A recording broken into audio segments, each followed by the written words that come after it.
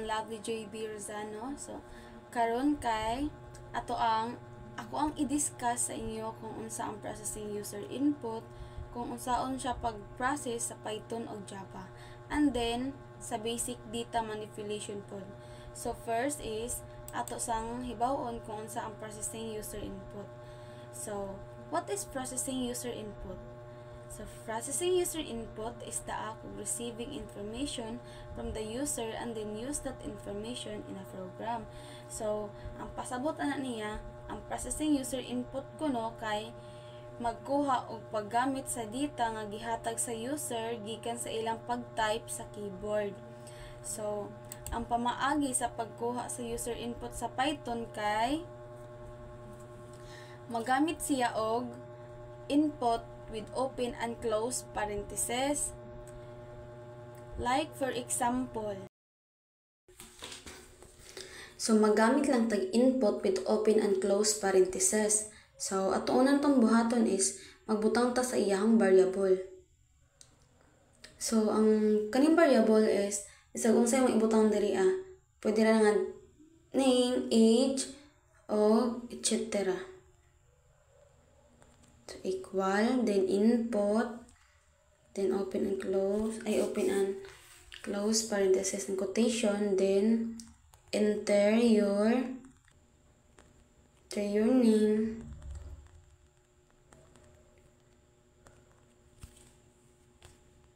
and then dili pa na siya. Kung kana lang imuhang ibutang is walay makita, dili mo makita ang gi-enter sa user. So kailangan pa nimo na siya i-print. So ang anong print atong gigamit it because mao na siya ang gamiton para mag-display sa Python. So print with open close parentheses and open close quotation, then enter a name, then comma, and then name. So ang pasabot na niya, ang gi-enter sa user is masulod sa name, and then ang pag-display ana ang name kung unsay gi-enter sa user, which kung mag-enter ang user og Lovely, so mabutang siya diri sa gi-display nimo nga name. So like tan-awon nato ang kung unsay result niya.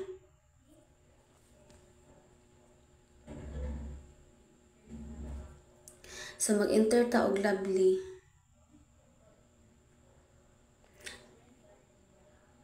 So kana iyang result. Ang kaning name is mao na siya imong gi-display. And then ang kaning Lovely is diri na siya gikan sa variable nga name kay ang gi-enter sa user, kung unsay gi-enter sa user is masulod siya sa variable nga name. So mao nang ingana iyang result. Iyang pag-process sa pagkuha sa user input is kailangan pa siya mag-use og scanner class to take input. Like for example,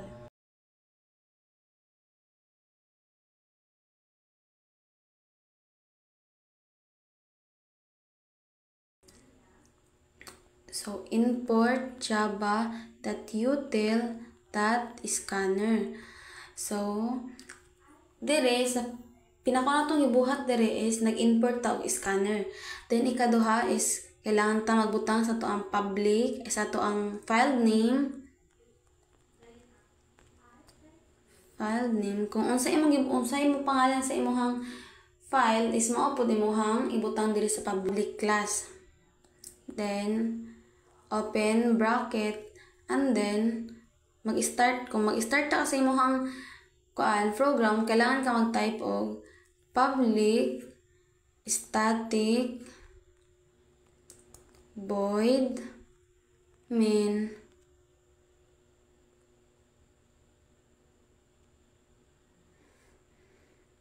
then string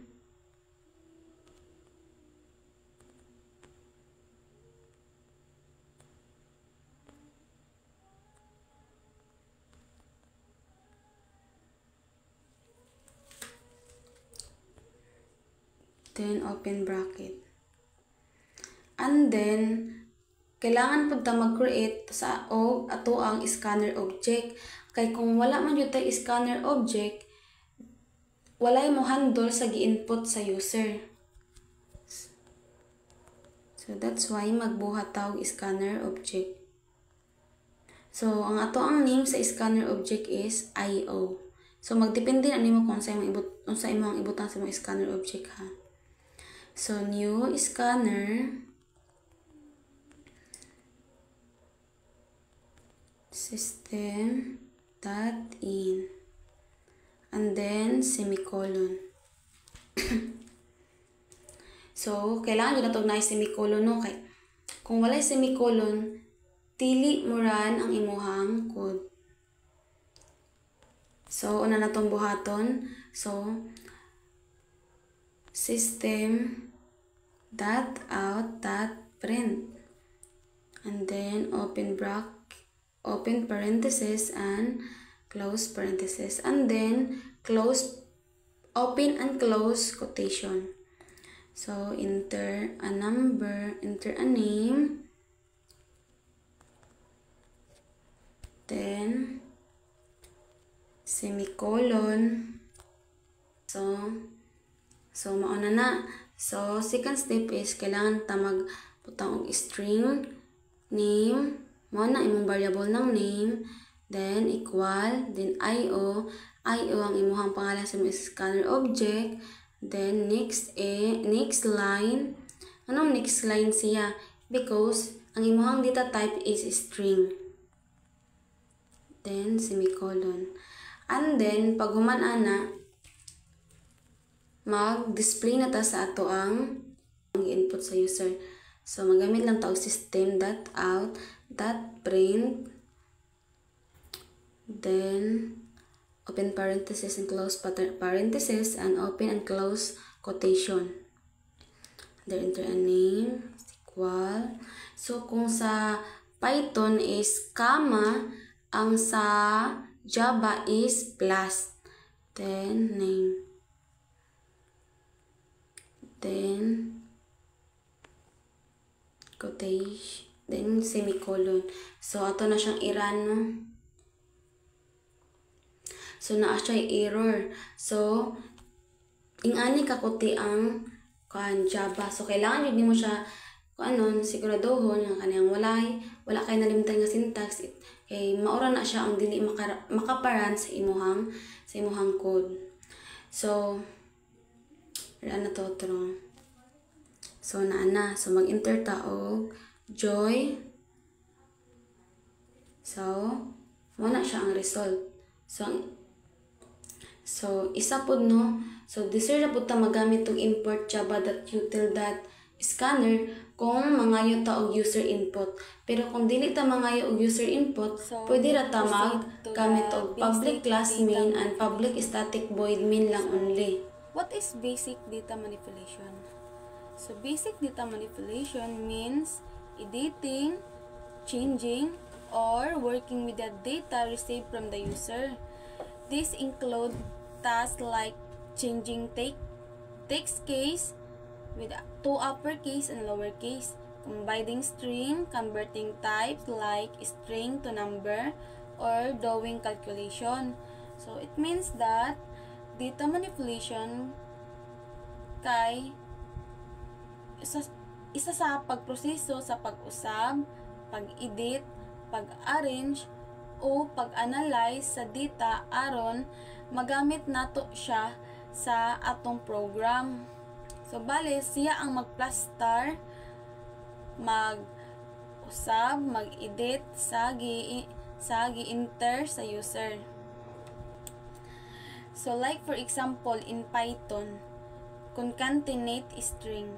So unsay na concatenate strings? So ang concatenate string is iyang i-combine ang two or more string or text into one. So iyang pambuon. So iyang iisa ang text. So like for example, so ang una natong buhaton is mag-assign ta sa value sa variables. So ang value sa first name is Lovely and then ang value sa last name is Orzano. So para makombine na sila, ang una natong buhaton is magbutang ta og variable nga full name is equal to first name, mao na siyang imuhang imuhang variable, tapos plus, ang kanang plus para mag-add, para ma-combine bitaw ang duha ka value, and then maggamit butang puta og quotation with space para dili magdikit ang imuhang first name ug last name. Then kung nabutang na siya, ato na din siyang i-display. So ang output na niya is Lovely Rosano. So naisa na ang first name o last name. Sa Java, so kapareha naman sila sa Python, no? Pero ang Python is largo na, pero ang Java is dili. So kailangan pa ka mag-provide og data types para makahibalo ang computer nga ang kanaang imong variable is string. So another example gihapon sa Python, which is change case. Burog imo na siyang ibaylo. Like for example, like ang gi-enter sa user input is imo na siyang ibaylo into upper or lower. So like for example, kung ang gi-enter sa user is Lovely with small letter, so kung gusto mo siya ipa-convert into uppercase, magbutang lang ka og print with open parenthesis text.upper with open and close parenthesis para ma-convert siya into uppercase.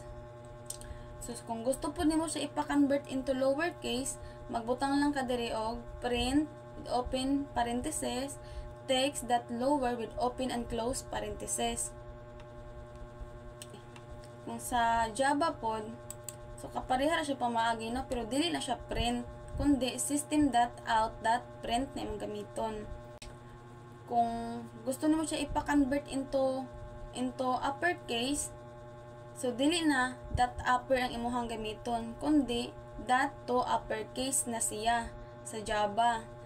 And then, kung gusto po nimo siya ipa-lowercase, ang imo pong gamiton is .to lowercase na siya.